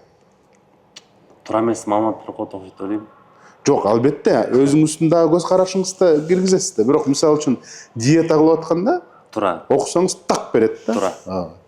Ал жагына мен эме жазып көргөм. Мен да мындай бирөөгө мындай сүйлөп атканда суроо жазсаң, ал өзүнүн тилинде жазып коет, ал ошону вроде окусаң сага жагат да. Мисалы, көп кишилер азыр ошону колдонуп калды. Интернетке бир нерсе жазып койсо, албетте шырыр деп жазып берет, ошону копировать этип тиге жөнөтүп коет болду. Жеңилирээк. Жеңил да. Убакытты да эконом кылат. Убакыт да эконом. Бирок спортто диета жагын эле кылбаса, атак мындай эме жакпайт. Аналитиканы кыла албайт дейсизби? Анткени критический мышление болот да, анткени сен алын карайсың, бугун карайсың, Немелери көп, көп нюанстары көп, тонкосттары көп. сен аны признавать этпейсиң. Мисалы, сиз келип мага үйрөтсөңүз, мындай чисто мен сизди признавать эте албайм да, анткени адам катары может сизди туура кабыл алам, бирок ичиндеги спортивный интеллект кабыл албайт да. Мисалы, мен агайыма көмүп калам, мен болсо башка бирөөгө көмүп калам. Сырттан көп киши мени акыл үйрөтөт да. Ошондо критический мышлениени ошол жерден жабат. Бул не эмне койт дейт, кой дейт. Вроде ада туура айтат. Бирок сен жанына постоянно жүргөн киши ал только ошол үйрөтүп алат да. Мисалы, юристке сен барып спортсмен үйрөтсө, юрист айтат да. Тынч эле жүрбөйлү. Ооба. Мен өзүмдүкүн кылайын, сиз өзүңүздүн кылыңыз. Ушундай эле да, анткени критический мышление постоянно болуп калат. Бирок искусственный интеллект универсал болуп атпайбы? Бардык жагынан. Диета жакпайт, тиякпеттери жакшы экен. Мен бул жолу байкер айтып калып пайдаланып көргөм, бирок өзүбүздүкү мына коюлуп калган нерсе жакшыраак да, билип жүргөнүбүз. Анткени мен байкап атам, футболдо уже колдонуп калыптыр да, тиги стратегиясын, тактикасын ким мындай санап берет экен да, кайсы команда канча топту артка берет, же ардыга берет, же поперек поле санап берет экен, анан ошону менен колдонуп стратегиясын кылышып алат экен да. Мисалы үчүн ортодон топту кармайлы, анткени мисалы үчүн бул команда ойноп атканда 90% мындай поперечный пас кылат экен депчи. Ошол жактан дагы пайдасы бар деп ойлойм. Эми искусственный интеллект да жаш да, азыр ал дагы үйрөнүп атат, Может, өнүгүп атат. кейинчерээк буда пайда тийип калат. Ооба. Зыян пайда тийбейт дегенден алысмын. Может, эрки баристер ошо колдонуп пайдалуу жагын алып калышы мүмкүн. Спорт эми чоң вид спорт да ал. Сиздин келе жаткан пландар боюнча, жакынкы планыңар, анан алыскы планыңар. Жакынкы планыңыз чемпионат Азияга катышасызбы?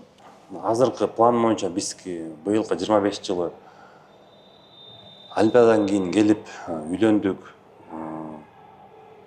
Азыр биз только даярданып атак да. Мисалы, боюнча мен ОФП кылып атам, ковровый сбор, Восстановление. процесстер кылып атам. Азия мен катышпайм. Башка чемпионат уткан балдар катышат. Ошондой эле кийинки күзгө мен чемпионат мирге пландаштырып Мирага. атам. Барасыз Мирага. Кудай буйрса ошого ниет кылып атам. Ошо жакшы формамда өзүмдү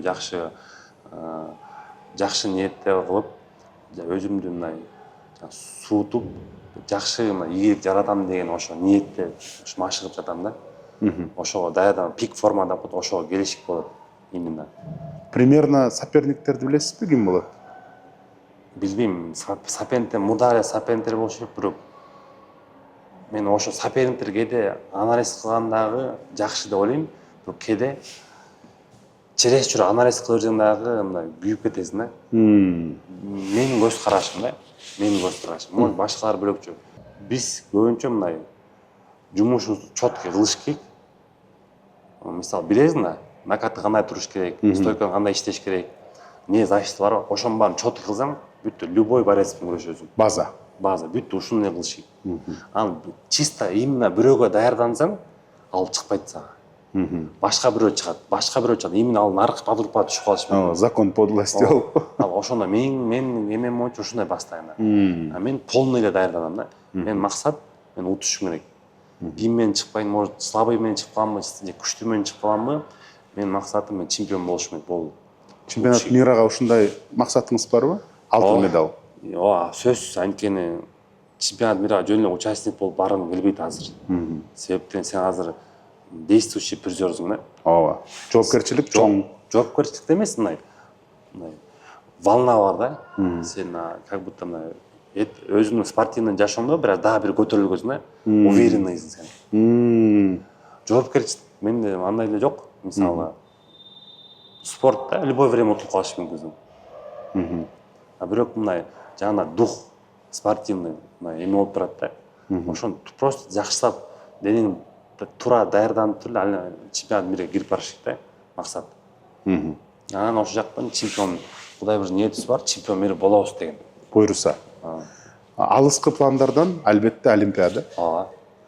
Олимпиададан кийин мына чемпион мира болсоңуз, Олимпиаданын алтын медалын алсаңыз, ошо менен карьера мындай болду, эмнени утам деген эме болуп калбайбы? Кандай деп ойлойсуз? Ден соолугум бар болгончо мен күрөшөм го дейм.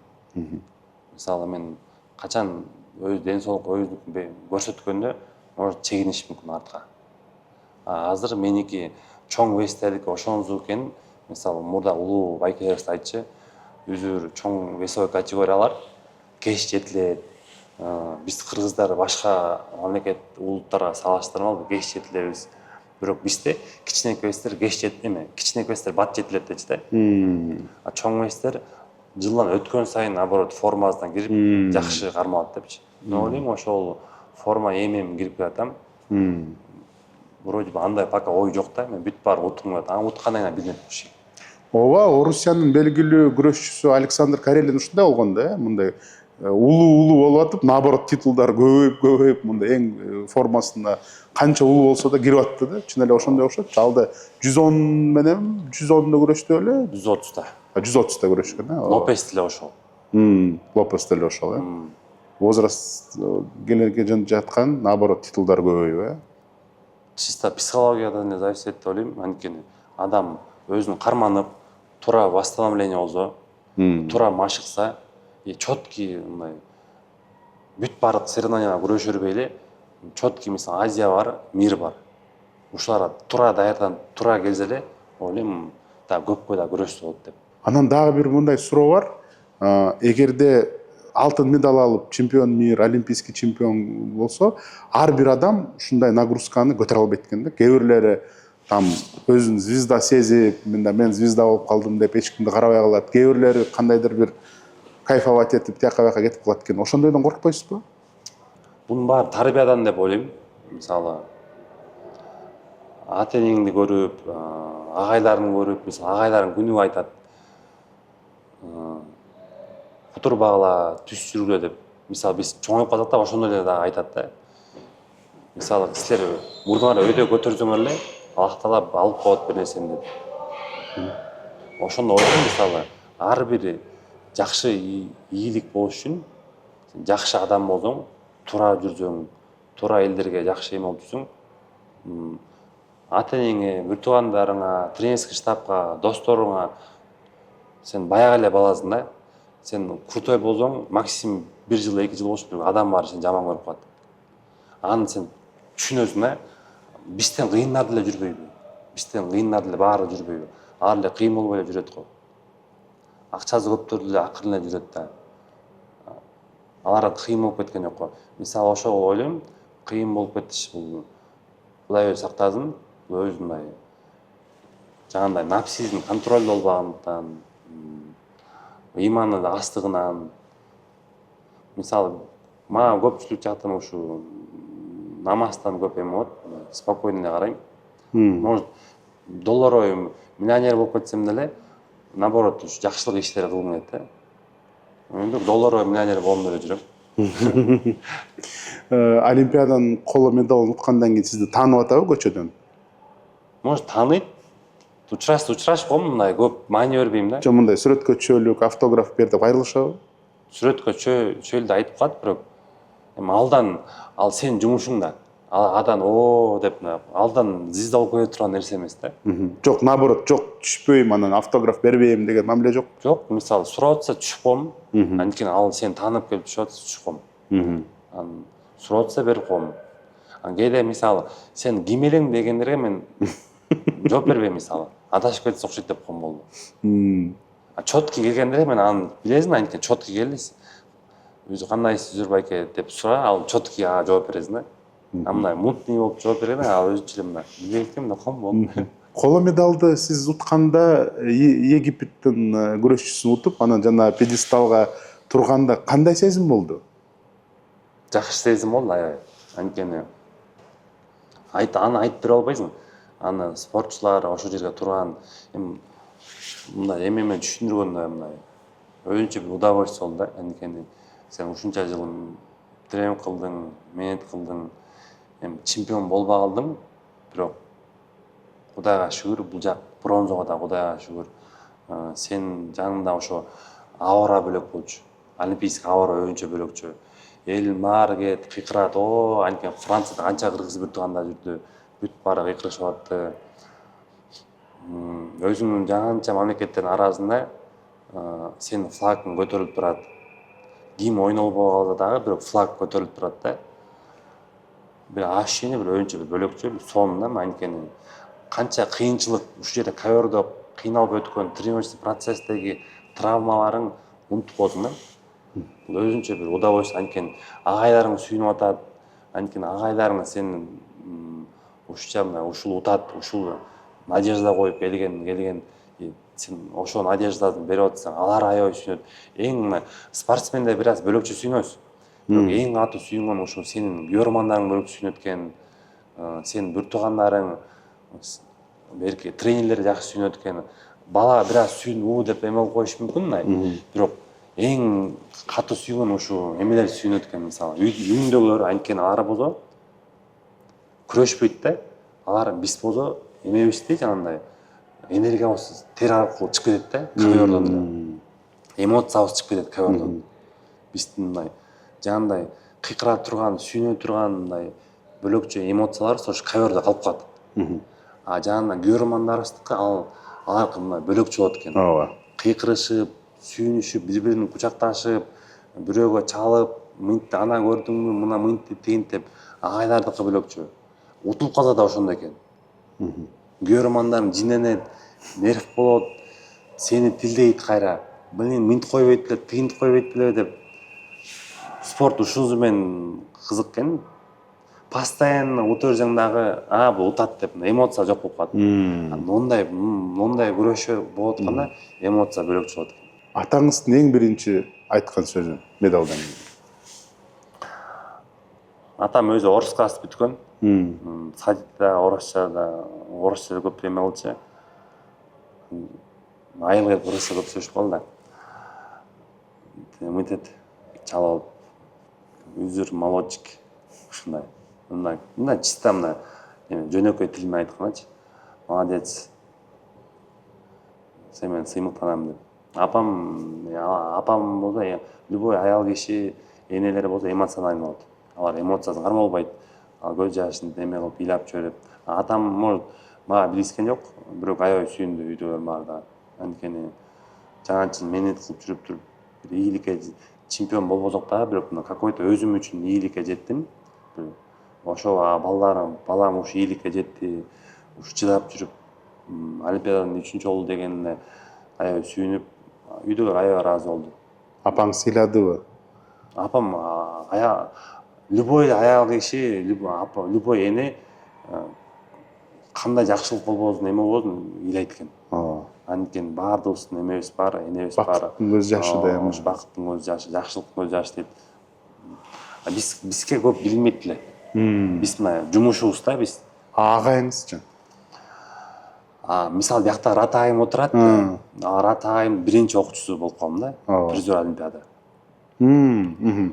Ал аябай сүйүндү. Өзүнчө кубанып, эме кылып албай, билбей, батын албай, мындай агай болсо көп эме кыла бербейт да, көп күлө бербейт деле, көп серьезный. Эмоциясын кармап турат. Эмоциясын мындай биз мрачный деп койчук. Агай ошо эмоциясын кармалбай ада сүйүнүп турат. Ошондой эле биздин берки главный тренерибиз Азат агай, Улуу агай, старший бүт сүйүнүп, аябай ыраазы болушуп. Анткени чоң весовой категориялар бөлөкчү да. Мисалы кичинекей весовой категориялар бөлөкчү, бирок алар мындай постоянно алып жүргөн да. Жоламан, ак жолдулар алып жүргөндөр да. Именно чоң весовой категория тарыхта биринчи болду. Ооба. Кийинки пландар жөнүндө сөз кылсак, тренерский карьераны ойлонуп атасызбы же мүмкүн Олимпиаданы, мен сурап аткан себебим Олимпиаданы утуп көп азыр борецтер жана смешанный единоборство деп коет, ММА, ошол жака кетип атышат. Ошондой пландарыңыз жокпу? Жок, андай деле планым жок. Для себя может эме кылып коебуз, бирок андай план да жок. Себептен спорт менен эле. Ушу может спорт аяктаган күндө эле жанында инелерим бар, азыркы айтып кеткендей, ошо инемди карап калам. Тренер катары. Жөн агазы катары. Италия өзүнүн тренери бар. Ага катары келип жардам берип. Анан бизнес деле ойлойм. Жок, ошо Лопестей болуп сиздин бут кийимиңизди коверго чыштагандан кийин эмне кыласыз? Бизнес, only бизнес дейт го только. Азыр үйрөнүп атасызбы бирдеме бизнести, ары бери карап? Же бүтүргөндөн кийин баштайсызбы анын баарын? Ага чейин үйрөнүп коюш керек. Бизнес деле, бул спорттой эле деп ойлойм. Эмнеси спорттой эле? Өжөр болуш керек. Бизнесте да көп күйөт да. Ооба.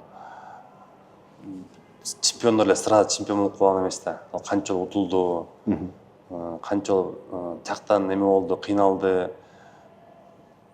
Кыйын бизнесмендер, кыйын спортсмендер өжөр эле. Бир байка айткандай,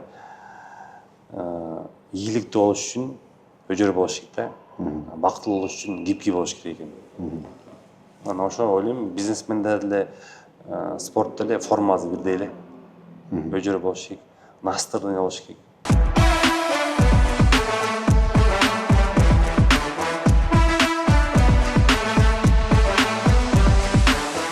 Азыркы келе жаткан муундарга айтып кеткен кеңешиңиз жана азыркы биздин маекти көрүп аткан ата-энелер көрүп айтат, өзүнүн балдарын эми спортко беребиз дейт. Ошолорго дагы кеңеш.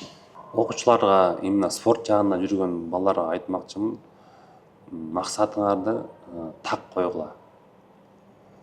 Көпчүлүк учурда биз эки нерсеге ишенебиз да. Кудайдын барлыгына ишенебиз. Анан экинчиси Аллах Таала ошол нерсени каалат деп билебиз да. Бизди жараткан, любой нерсени кылган депчи. Динде айтып коет го, жалбырак Аллахтын каалоосу түшпөйт деп жергечи. Ошондой эле биздин кылып аткан нерсебиз, маегибиз бүт баары да ушул себептен болот да. Бирок именно жанага келгенде баардыгы биринчи Кудайга ишенет, экинчиси ошо Кудай Таалам ушуну каалат деген жерге келгенде көпчүлүк киши болсо тиги кишиге ишенип кетет, бул кишиге ишенип кетет. Какой-то бирөөгө шылтоо таап кетет да. Ошо айтмакчымын, мен да ошо былтыр ушундай эме кылгам. Кандай положение болбосун, сен четкий максатың кой, и болду. Мээнеттен кылыр, калган Аллах Таалага тапшырып кой. Мүмкүн шайтандын азгырыгы да бул, э? Мисалы, любой башка диндеги кишилер да ушундай ойлонот деп ойлоном.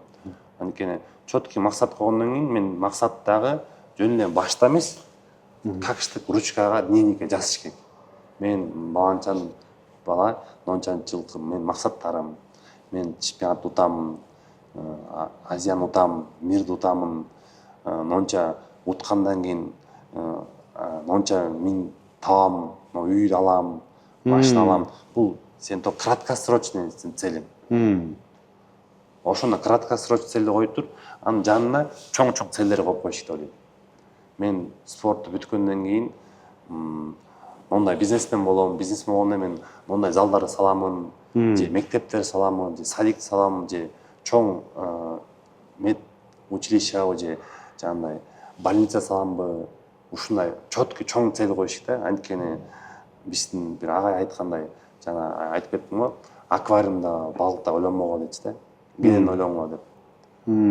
Ошон үчүн азыркы мында четкий жазыш керек. Азыр кичинекей бала делечи, жумушка любой нерседе эле балаңыз бар. Бизде кичинекейсинде атабыздан сураганда атаны onu алып берип коңуз десе биз ойлонмочук да, ал алып берип алабы, алып бербейби, бизге баары бир болчу да. Ооба. Биз эл ачык, доканасы эл ачык, урушса да эл ачык да, алдырчык да. Акча зарбы жокпу? Бизге мына баш оорубачы да, биз только ошо оңчукта алыш керек биздин максат. Атаң алып берип коет. Жине келип может урушабы дейт, ишин акыры алып берет да. Ошондой эле балдар четкий цель койгонду билиш керек. Ата-эне деле ойлойм, баласын бирөөгө салыштырбаш керек. Мен мисалы ата-энем вообще салыштырбачы. Үзүр деп койчу, сен, короче, кыска айтканда, сен чемпион болосуң, сен тренировканы кыла бер, сен молодецсиң деп койчу. Апама келип сүйлөшсөм, апам айтып койчу, үзүр сен молодец, кыла бер сен элиңе жетесиң, Кудай Таалам сөз берет деп койчу. Ошо именно ата-эненин сөзү, жакындардын сөзү катуу тиет.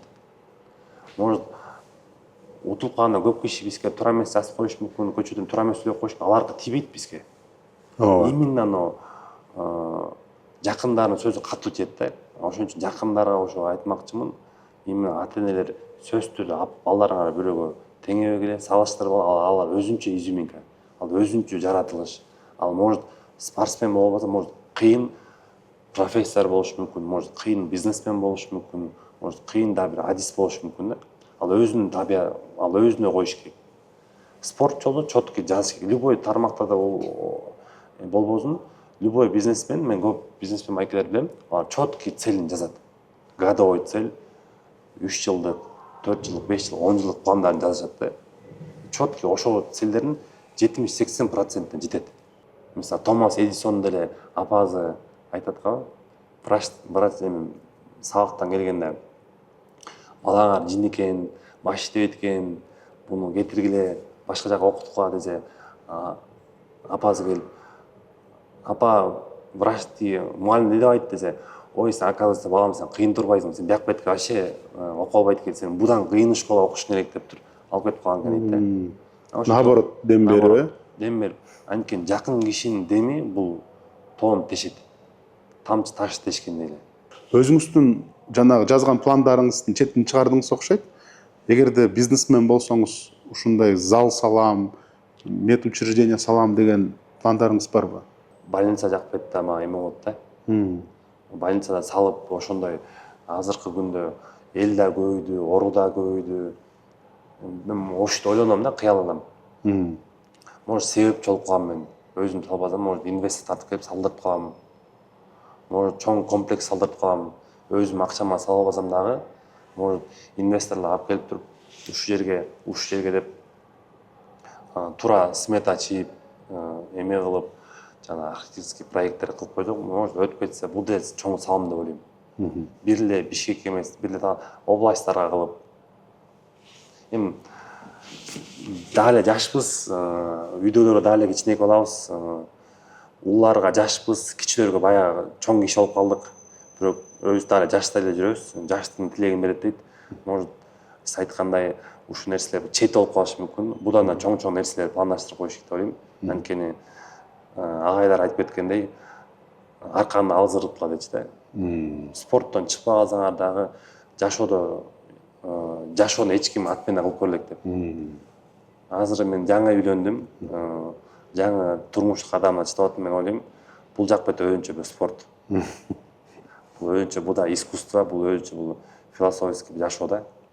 Кудай буйрса, бул жак беттен да бир чемпион болсок, ойлойм, бул да бул бактылуулуктун да бир эмеси болот. Кудай буйрса албетте болот деп үмүттөнөбүз. Бир нерсеге мен ушу башыма түштү деген сөз айтып калдыңыз. Ошону айтып кетсеңиз, былтыр эмне болду эле? Мен былтыр ошо четкий целдер жазгам мен дагы.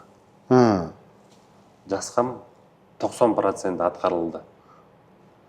Ошо любой эме кылганда, мисалы бун көп эле инсандар, успешный кишилер айтат да, жазгыла депчи. Бирок биз угабыз да жазбайбыз. Мисалы мен четкий целдер койгом өзүмөн определенный, бир годовой кылып туруп. Ошон мисалы 90-80% мен жеттим. Олимпийский чемпион болбагам, долларовый миллионер болбагам. Бир жылда ошого жетем деп жаздыңыз беле? Ошо 24-жылга болгонсуз, ошол. Ошо жыл сайын жазыш керек экен. Жыл сайын. И эгер болбой калса, кейбеш керек экен. Бирок аналитика кылыш керек да. Ошону кылсам, мүмкүн жетмекмин деп, эмне кайсы жагын жакшыртыш керек экен деп. И четкий бир, мисалы 10 цель жазсаң, ошо 10-ун эң крутой кайсы кыл. Мисалы мен үчүн быйылкы цель чемпион мир. Менин эң крутой цель ушу да. Номер один. Ушуну толуктап коюш мүмкүн. Может, мен долларовый миллионер болом дейм, бирок ал эмес да меники. Бирок анда болдум, бирок эң четкий цель чемпионат мир. Точка. Может, үй аламбы, машина аламбы, может, сиз айткандай чоң нерселер салынып калам, бирок эң четкий цель меники ошол. Эгер ошого жетсем, мен четкий бөлөктөргө жете алам. Анткени мен себепчи болуп калам. Азыр мен бир олимпиада болбосом, сизден мен интервью албайт болчу да. Ооба. Мисалы, ошондой эле мен бир олимпиада болсом, бүгүн да мероприятие бардык, ал жака чакырбайт болчу. Сен ошо четкий целиңе жетсең, сага наракта 9 цель жеңил да. Может, сен себепчи болуп калсаң.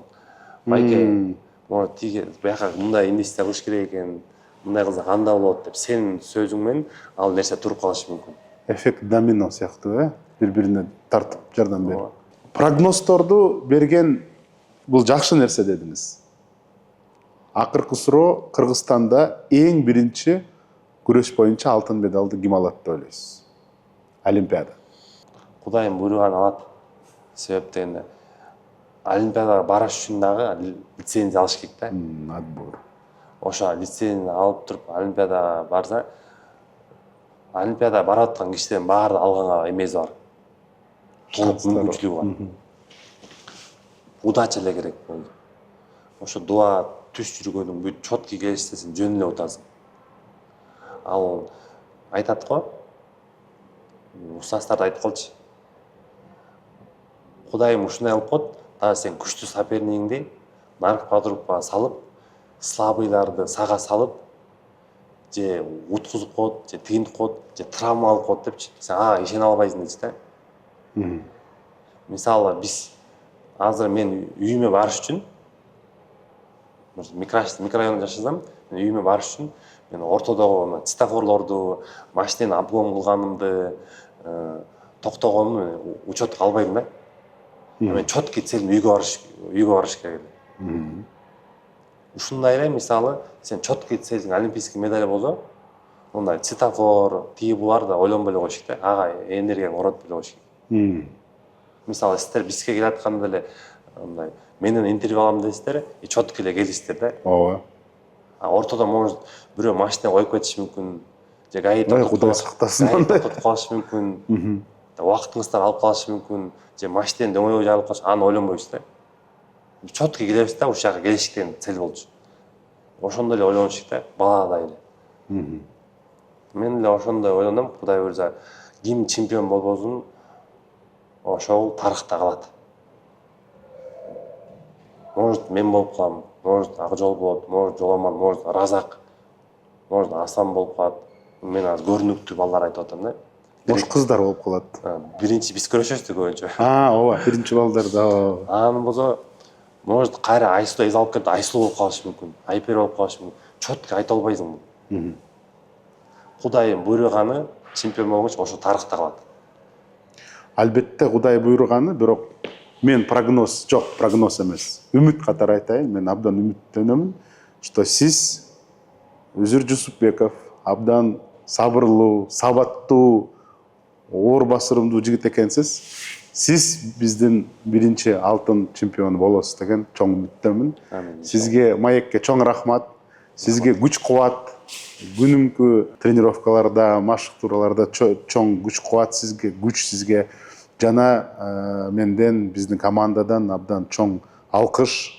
Биздин желегибизди өйдө көтөрүп, биздин кыргыз жерибиздин атын көтөрүп, ушундай чоң мелдештерде биздин атыбызды көтөрүп атасыңар. Чоң рахмат. Буйруса, эмки интервьюну сиз алтын медалга ээ болгондо албетте кылалык. Ошондагы моторика менен жазып коеюн. 10 000 мышца менен пайдаланып. Чоң рахмат, урматтуу Эксклюзив KG каналынын көрөрмандары. Биздин эфирде бүгүн Олимпиаданын коло медалынын ээси Өзүр Жусупбеков болду. Буйруса биздин алгачкы келе жаткан подкасттарды, маектерге күбө болуңуздар.